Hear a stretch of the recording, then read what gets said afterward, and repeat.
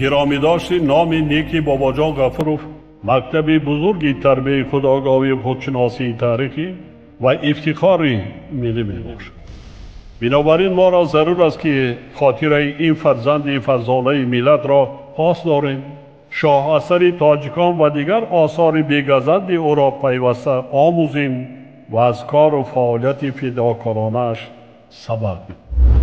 این برای نسل جوان بسیار یک نمونه عبرت است. من نسبت بابا جان غفورov یک شخص فدایی نسبت به ملت تاجیک را می‌بینم.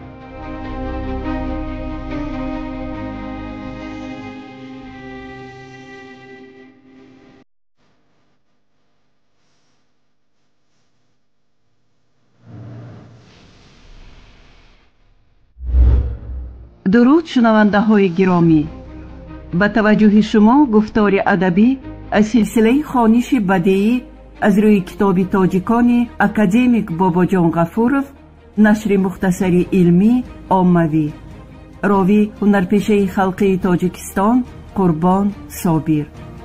آغاز گفتار 68.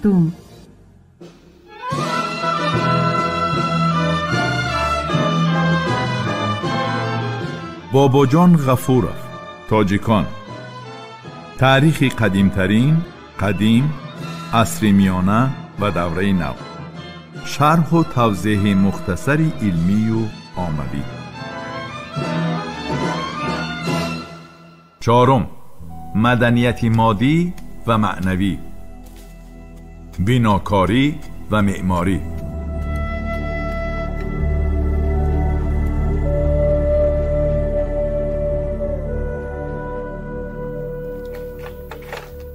در عصر 16 بناکاری از رونق باز نماند. ساختمان‌های بناهای معموری، خواجگی و مدنی و معیشی وسعت پیدا نمود.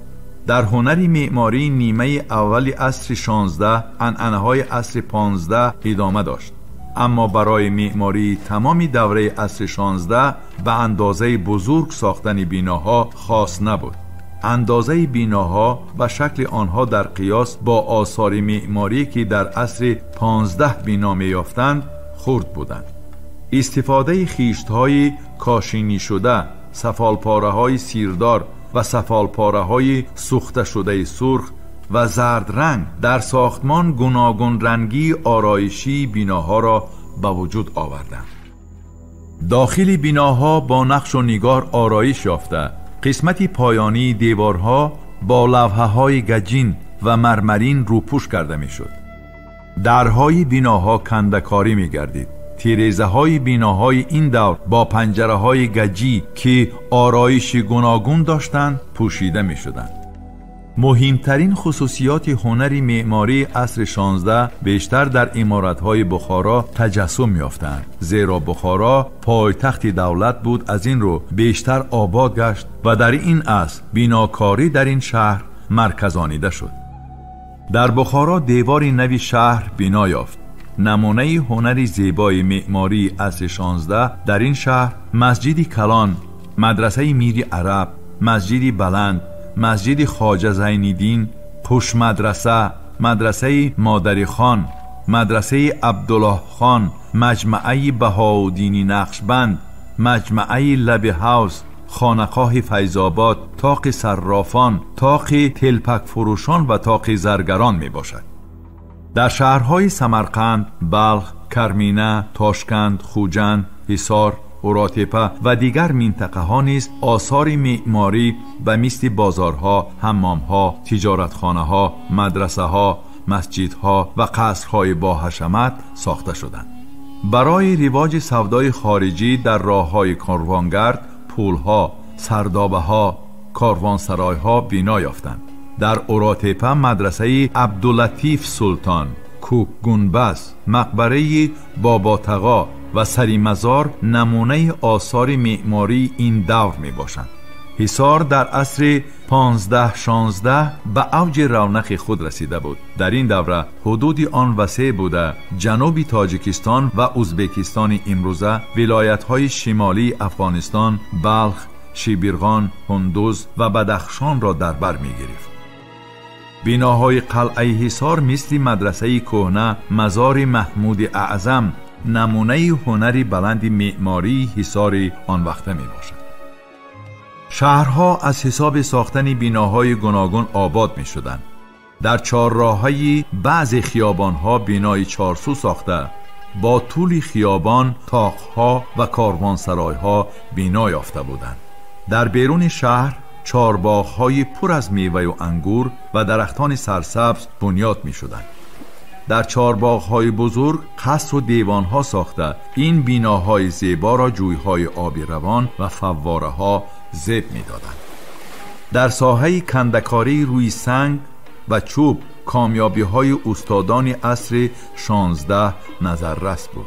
بهترین نمونه‌های کنده‌کاری روی چوب حکاکی در سقف و بناها، در و دریچه‌ها، ستون ایوان‌ها، پنجره‌های تابدان‌ها و مدرسه و مسجد، خانقاه و مقبره‌ها میباشد. در عصر 16 آرایش بدیعی کتاب‌های دستنویس به حکم عنعنه درآمده به درجه بلند رسیده بود. سلطان‌ها و شخصیت‌های با معرفت صاحب کتابخانه‌ها بودند. یکی از آنها در نزد دربار عبدالعزیز خان پسری عبیدالله خان شیبانی موجود بود. در این کتابخانه خطاطان و مصوران معروف کار کرده به خوشنویسی و نسخه برداری آثار تاریخی و ادبی دیوانهای شاعران مشغول بودند.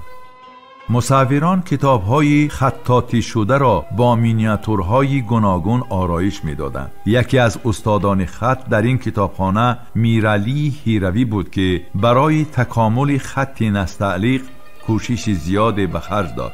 در این کتابخانه همچنین شاگردان میرعلی خواجه محمود هیروی و سید احمد مشهدی نیز فعالیت می‌کردند.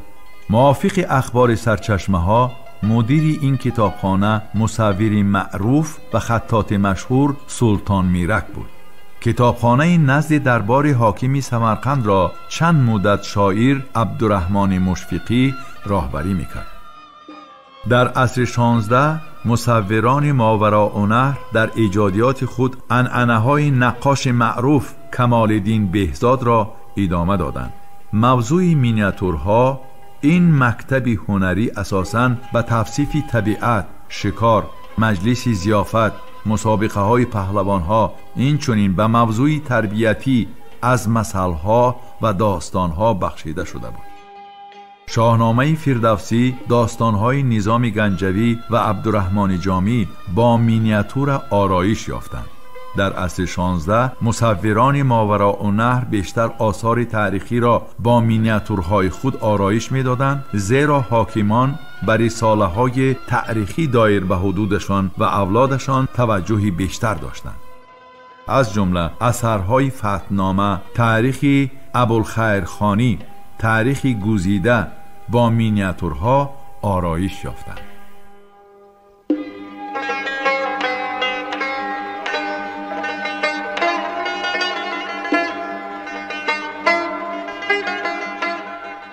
ادبیات بدیعی و تاریخ نگاری تاجیک در عصر 16.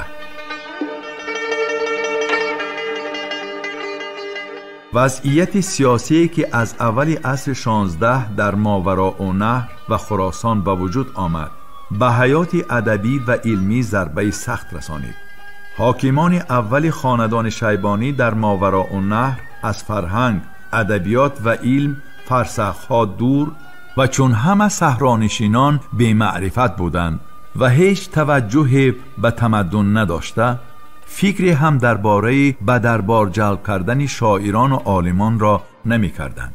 این بود که در ابتدای عصر 16 در ماوراء نهر و خراسان مرکزهای ادبی وجود نداشت و واخوری شاعران و نمایندگان فرهنگ و علمی شهرهای سمرقند، بخارا، تاشکند، هرات، بلخ و غیره بیشتر در خانه شخصان علاهیده، مدرسه ها و در رسته کاسبان صورت می گیرد. هرات همچون یک مرکز فرهنگی در ابتدای عصر 16 اهمیت خود را از دست داد. نمایندگان علم و ادبیات و هنر از این مرکز فرهنگی به هر طرف پراکنده گردیدند. اگرچند در نیمه دوم عصر 16 شهر بخارا همچون مرکز سیاسی و مدنی شناخته شد. سال از سال شماره مدرسه ها در این شهر زیاد می گردید. در آنها اساساً علوم دینی آموزانیده می شد. مؤلف تذکره مذکرالاحباب عصر 16 حسن نیساری 250 نفر خادم علم و ادب زمانش را نام برده است که اکثر آنها در تاریخ خلق تاجیک مقام خاصه داشتند. در دایره ادبی بخارا شاعران افسری، رونق بدخشی، کثیری بخاری، محرمی، میرزا صبری، فرهادی، فتح الله غژدوانی، سامان بخاری، منصور تبریزی و در دایره ادبی سمرقند باشد عارفی سمرقندی، حلوای سمرقندی، لقای سمرقندی، یحیای سمرقندی، نادری سمرقندی، فروغی سمرقندی، خاوری سمرقندی و دیگران فعالیت می‌کردند. شاعر و تاریخ نگار زین‌الدین محمود واصفی از زمره شاعران نامدار این زمان است. او سال 1485 در هرات تولد یافته. در بخارا، سمرقند، تاشکند و دیگر شهرهای ماوراءالنهر عمر بسر برد. اثری سرگذشتی او بدایع الوقایع نام دارد. در آن مؤلف در برابری بیان واقعه‌های زمانش این چنین سیمای شهرهای آن دور را به طوری برجسته تصویر کرده رسوم و عادات مردم را مفصل نوشته است. شاعر و مورخ نامی کمال‌الدین بینایی همزمانی واصفی است. او سال 1453 در هرات در خاندان هنرمندی بیناکار به دنیا آمد. وی در آوان جوانی به شهرهای ایران سفر کرده. سال 1495 به سمرقند می آید. در اینجا او شاهدی جنگ و نزاع‌های بین وارثان سلطنت طلبی تیموری گردید. بعد از زوال دولت تیموریان کمال‌الدین بینایی به دربار شیبانی خان دعوت می شود. او در دربار شیبانی خان آبرو و نفوذ پیدا کرد که شیبانی خان نوشتن واقعه‌های لشکرکشی خود را به او سپاریده است. بینایی عالم و ادیبی پرمحصول است. او مؤلف دیوان اشعار، مثنوی بهروز و بهرام، رساله های تاریخی شیبانی نامه و فتوحات خانی بوده. در موسیقی نهرنگ و سفت و نقش بر این آهنگ ها آفرید. اثر بینایی شیبانی نامه از تاریخ زندگی و لشکرکشی های محمد شیبانی روایت کرده. واقعه های تاریخی را تقریباً تا سال 1505 فرا می گیرد. فتوحات خانی این یک شکل گسترده‌تری شیبانی نامه می باشد و از تاریخ خاندان شیبانی معلومات داده با واقعه های سال 1510 پایان می یابد. این دو اثر یکدیگر را پره کرده سرچشمه های مهمی تاریخی به حساب می روند. سال 1507 کمال‌الدین بینایی در لشکرکشی شیبانی خان به خراسان و اشغال هرات در رکاب او قرار داشت. بعد از آن که در سال 1510 شیبانی خان در جنگ مرو کشته می شود، کمال‌الدین بینایی به ماوراءالنهر به نسف قرشی امروزه می آید و در سال 1512 در قتل عام این شهر از طرف لشکرکشی صفویان نجم ثانی کشته می شود.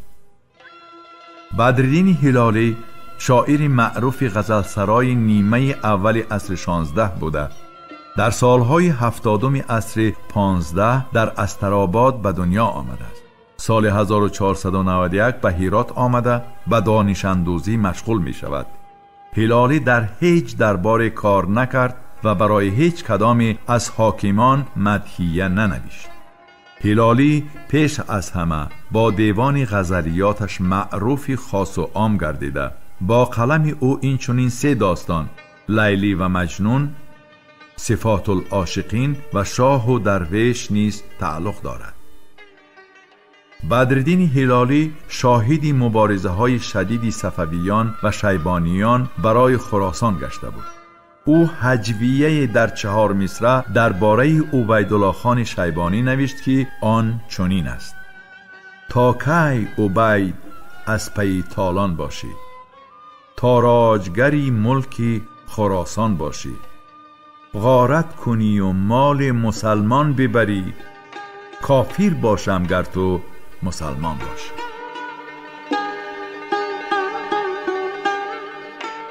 این ربایی سبب شد که سال 1529 بعد از آن که هرات را عبیدالله خان اشغال کرد، فرمان داد هلالی را به قتل رسانند.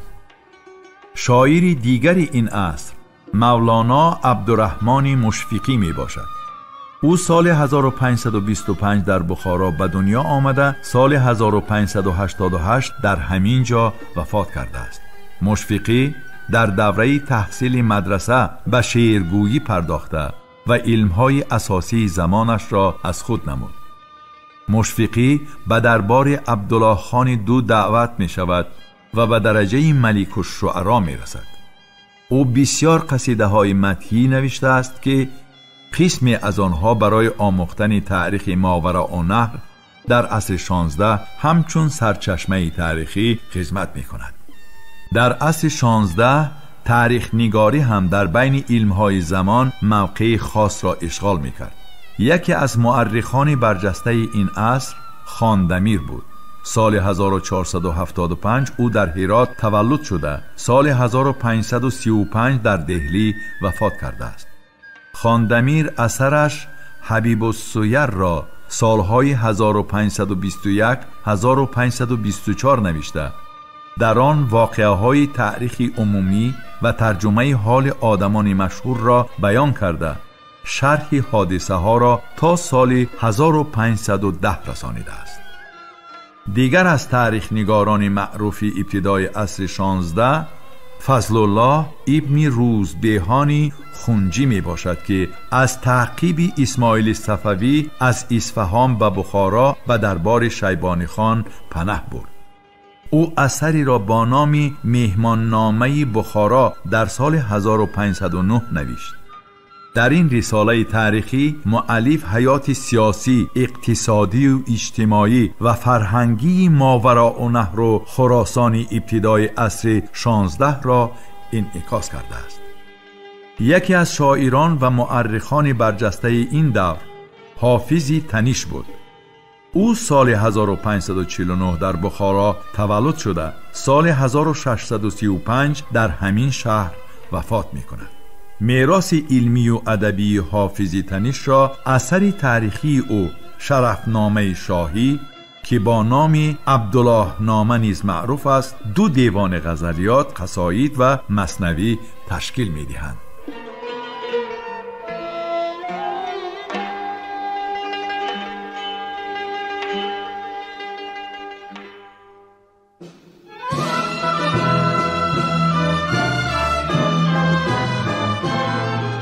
باباجان غفورов، تاجیکان. تاریخ قدیمترین، قدیم، عصر میانه و دوره نو. شرح و توضیح مختصری علمی و عاموی.